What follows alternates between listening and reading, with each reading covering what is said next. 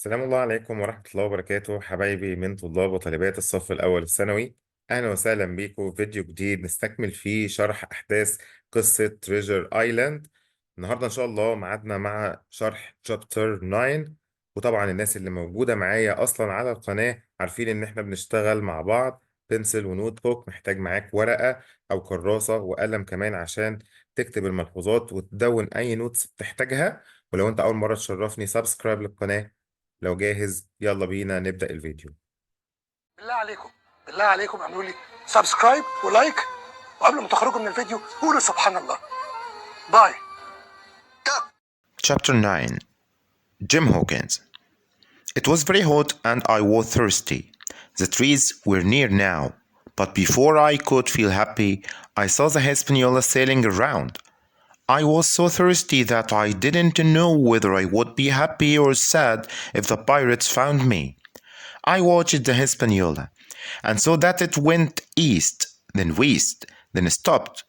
Then it did the same again and again. Nobody was sailing it. But where were the men? I thought if I could get onto the ship, I could return it to Captain Smollett. I started to paddle the boat, sometimes hitting waves, but slowly getting closer to the ship. As I got nearer, I saw nobody on the ship. It was so close that I could almost touch it. Suddenly, the wind changed and the ship was almost on top of me.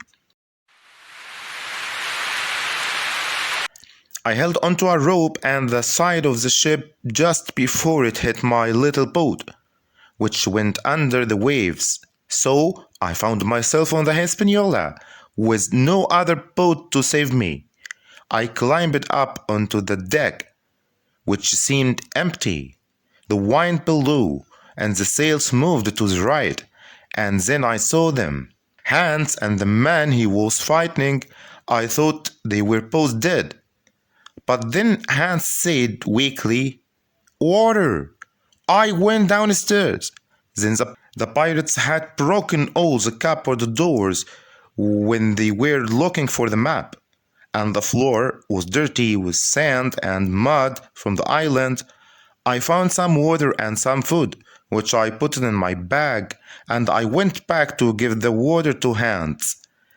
He drank all of it very quickly. "Are you hurt?"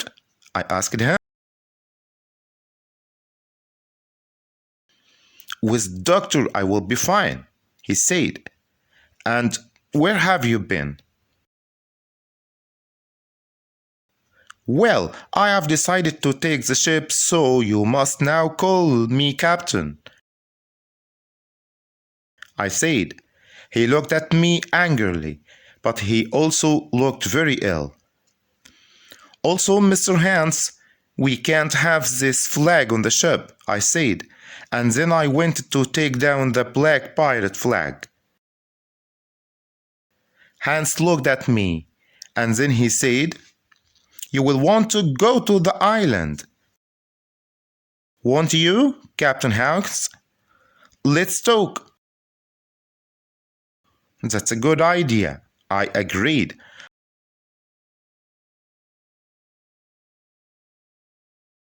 "I don't think you can sail this ship," Hans said.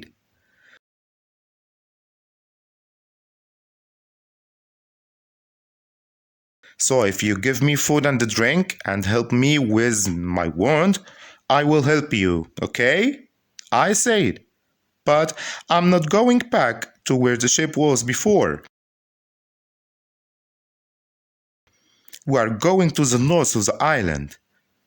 "The north?" he asked. "Of course, I will sail the ship wherever you want to go."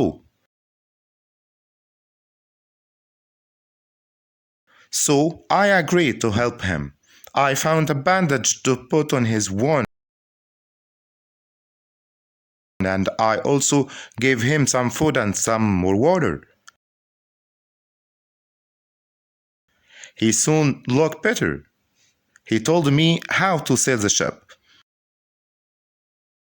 It moved quickly along the coast of Treasure Island, and soon we could see the rocky north of the island. I felt good. I had water and food. The only thing that worried me was Hans. He looked at me all the time, and I know that he was planning something. We arrived near the north of the island, and Hans told me how to stop the ship without an anchor. Then we sat down to eat. "Could you go downstairs and get me some more water?" he asked. I didn't think for a minute that Hans was an honest man. He wanted me to leave the deck for a reason, but I didn't know what this was. However, I also know that Hans was not a clever man, so I agreed to go. I went downstairs, made a lot of noise, then took off my shoes and went quietly to another part of the ship, where I could see him. He was moving slowly and painfully across the deck, where he picked up a knife. He then hid the knife in his jacket and sat down where he was. Now I know that he could move, that he had a weapon, and that he planned to hurt me. I didn't know what he planned to do after that, but I know that he couldn't hurt me until the ship stopped in a safe place near the island. I went back downstairs, put on my shoes, and returned with a bottle of water. Hans was sitting quietly and took the bottle without saying thank you. Then he said, "Look, the wine has changed. If we move the ship now, we will be safe." We had only 2 meals to go to the shore. It was difficult to get to the correct place on the coast, but Hans told me what to do. This part of the island was full of trees, and we could see the wreck of an old ship laying on a flat beach. "We can stop there, on the beach," said Hans.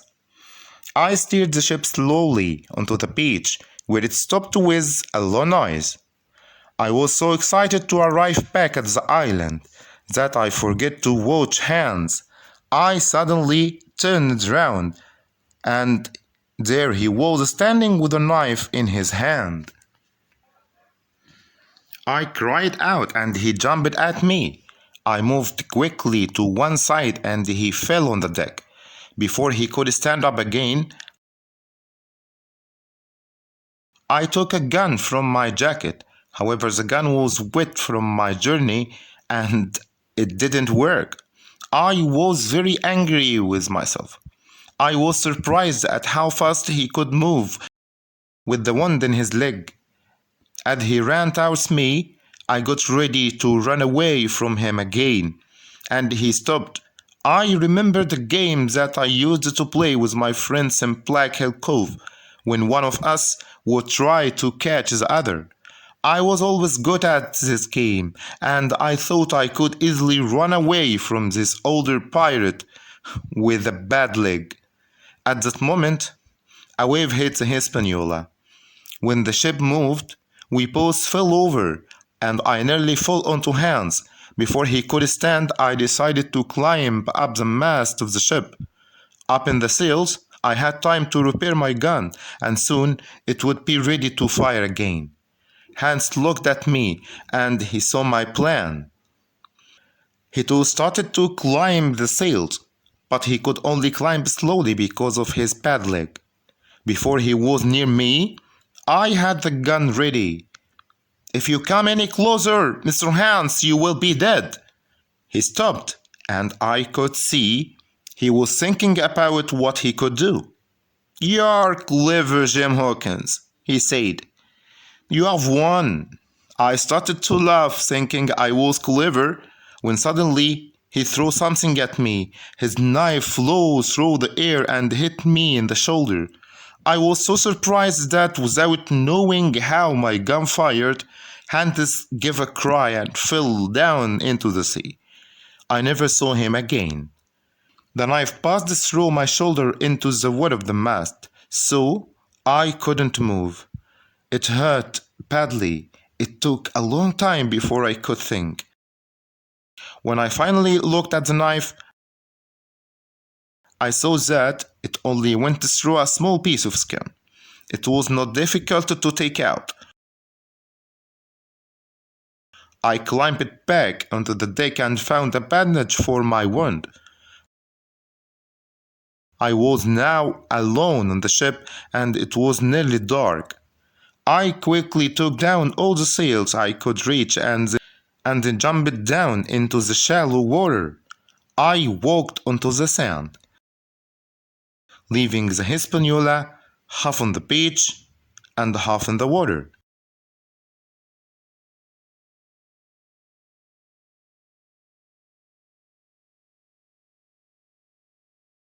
وبكده يبقى خلصنا يا حبايبي شابتر 9. أتمنى تكون استفدت من الفيديو وتقدر تستكمل وتراجع الفيديو أكتر من مرة. وأشوفك على خير، انتظرني في فيديو جديد. سلام الله عليكم ورحمة الله وبركاته.